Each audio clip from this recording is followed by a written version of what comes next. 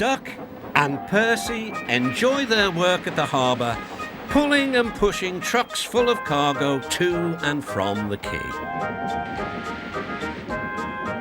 But one morning, the engines were exhausted. The harbour was busier than ever.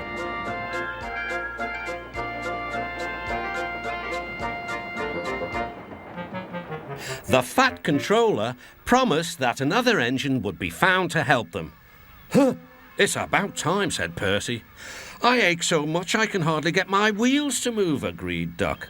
They waited for the engine to arrive. It came as a shock when he did. "Good morning," squirmed Diesel in his oily voice. The two engines had not worked with Diesel for a long time.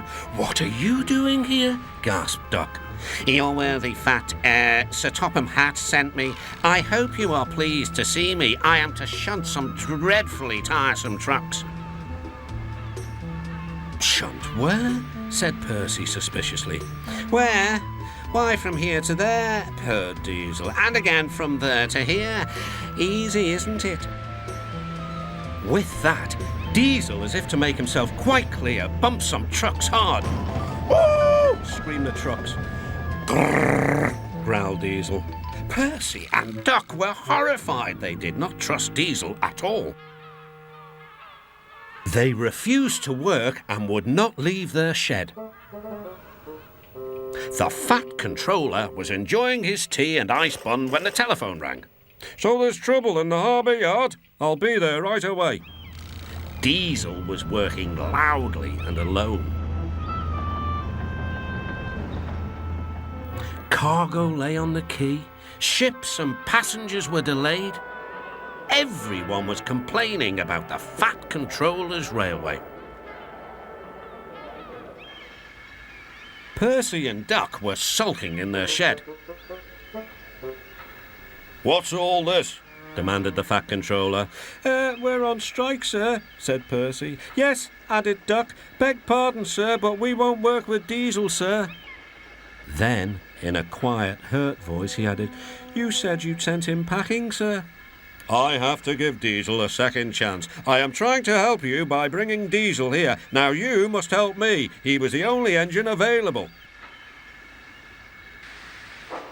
Percy and Duck went sadly back to work. Next morning, things were no better. Diesel's driver had not put his brakes on properly, and Diesel started to move. He went bump straight into Percy. Percy had an awful fright. "Wake up there, Percy," scowled Diesel. "You have work to do." He didn't even say he was sorry to Percy. Later, Diesel bumped the truck so hard that the loads went everywhere.